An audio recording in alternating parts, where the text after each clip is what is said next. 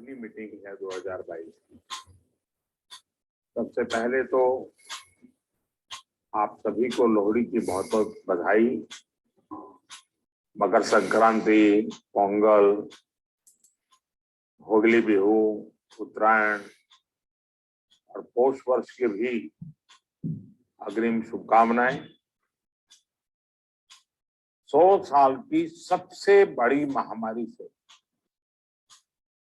भारत की लड़ाई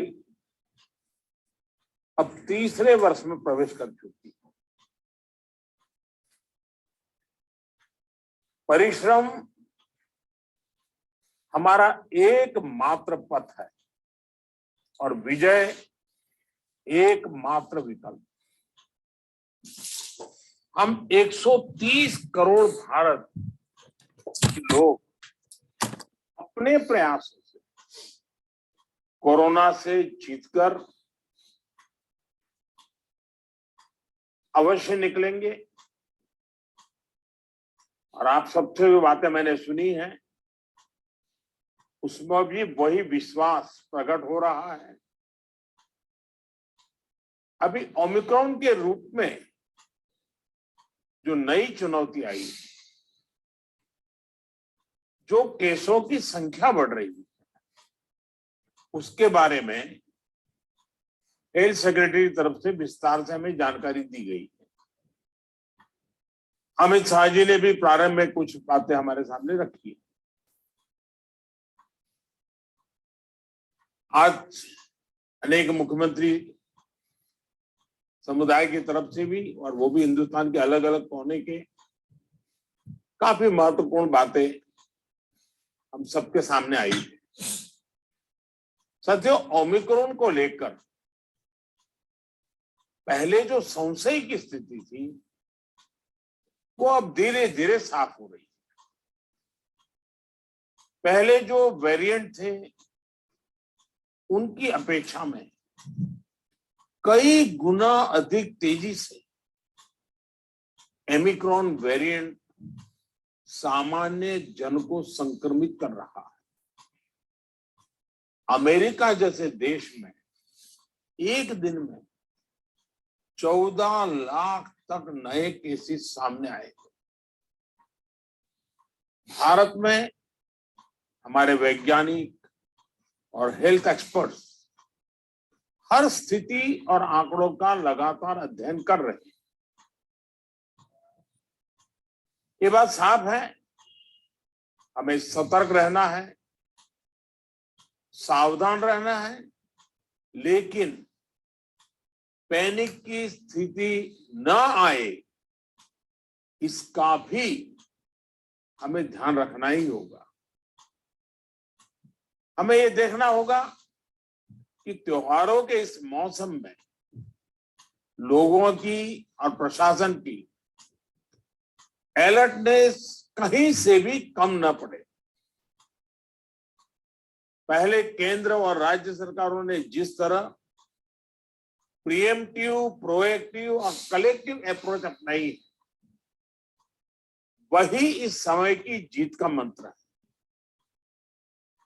कोरोना संक्रमण को हम जितना सीमित रख पाएंगे, परेशानी उतनी ही कम होगी।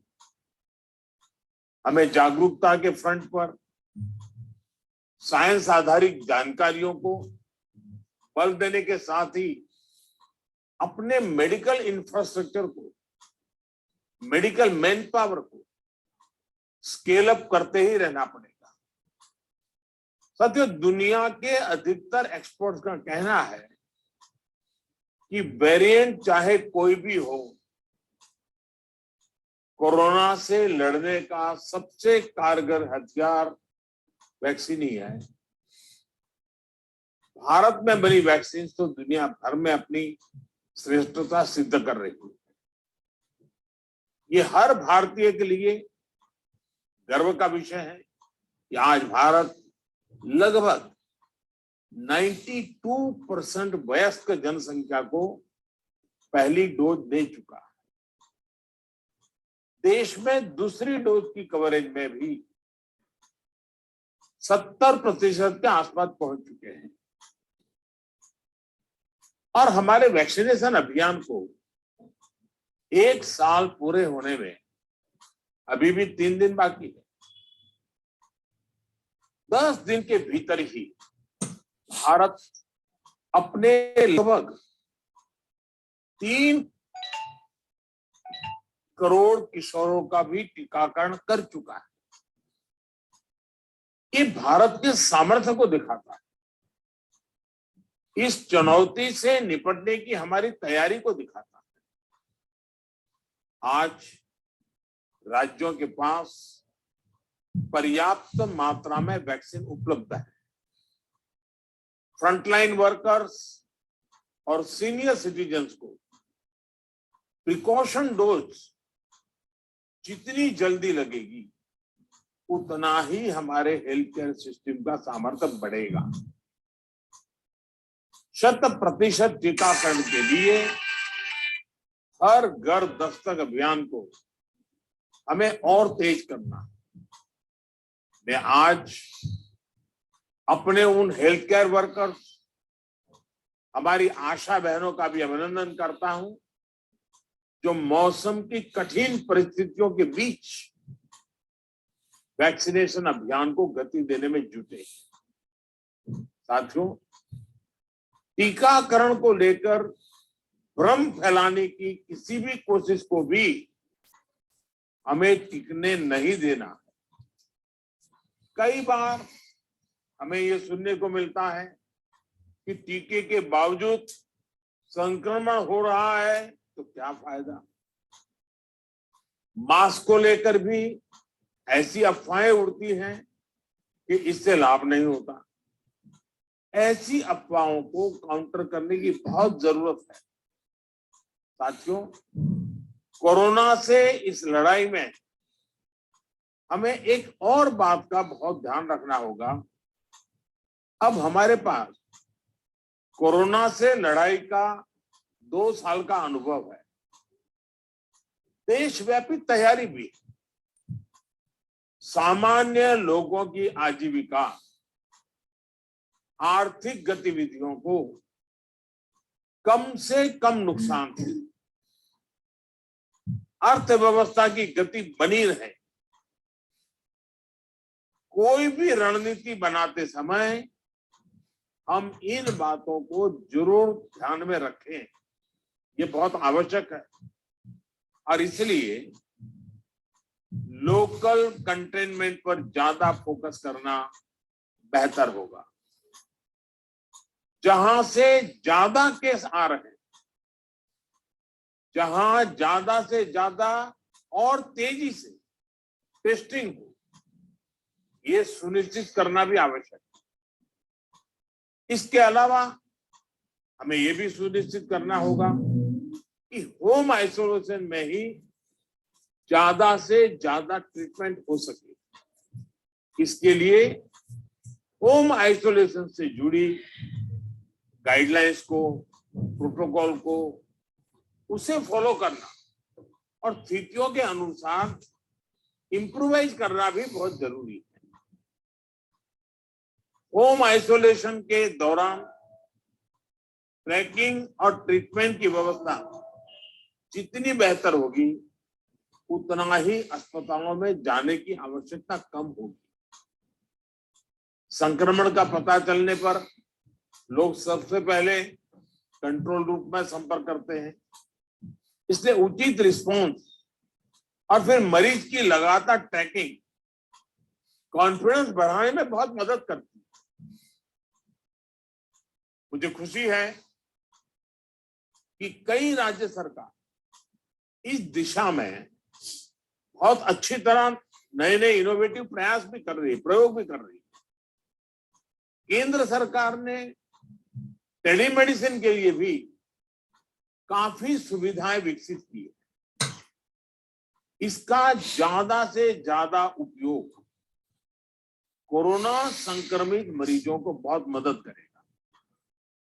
जहां तक जरूरी दवाओं और जरूरी इंफ्रास्ट्रक्चर की बात है, तो केंद्र सरकार हर बार की तरह हर राज्य के साथ खड़ी है। 5-6 महीने पहले 23,000 करोड़ रुपए का जो विशेष पैकेज दिया गया था, उसका सदुपयोग करते हुए अनेक राज्यों ने हेल्थ इंफ्रा को सशक्त किया। इसके तहत देश भर मेडिकल कॉलेज और जिला अस्पतालों बच्चों के लिए 800 से अधिक विशेष पीडियाट्रिक केयर यूनिट स्वीकृत हुए। करीब 1.5 लाख नए ऑक्सीजन, आईसीयू और एचडीयू बेड तैयार किए जा रहे हैं। 5,000 से अधिक विशेष एम्बुलेंस और 950 से अधिक liquid medical oxygen storage tank की कैपेसिटी जोड़ी है। इमरजेंसी इंफ्रास्ट्रक्चर की कैपेसिटी को बढ़ाने के लिए ऐसे अनेक प्रयास हुए, लेकिन हमें इस इंफ्रास्ट्रक्चर का विस्तार करते रहना है। कोरोना को हराने के लिए हमें अपनी तैयारियों को कोरोना के हर वेरिएंट से आगे रखना होगा।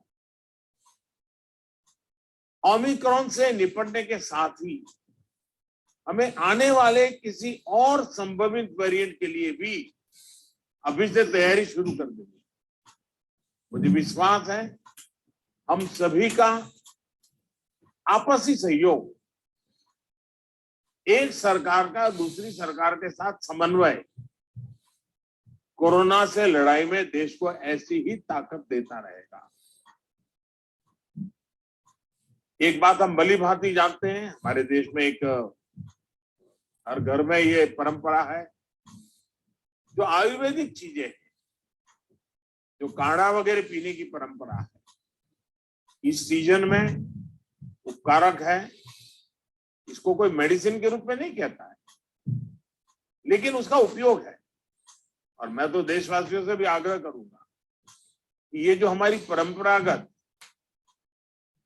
घरगथ्थू जो चीजें रहती है, ऐसे समय उसका भी काफी मदद मिलती है, उस पर भी हम ध्यान केंद्रित करें। साथियों, आप सभी ने समय निकाला, हम सबने अपनी चिंताएं साझा की और हम सबने मिलकर के संकट कितना ही बड़ा क्यों ना आए, हमारी तैयारियां, हमारा मुकाबला करने का विश्वास और विजयी होने के संकल्प के साथ हर एक की बातों में से निकल रहा है। और यही सामान्य नागरिक को विश्वास देता है, और सामान्य नागरिकों के सहयोग से हम इस परिस्थितियों को भी सफलता से पार करेंगे। आप सभी ने समय निकाला, इसके लिए मैं हृदय से आपका आभार व्यक्त करता हूं। बहुत बहुत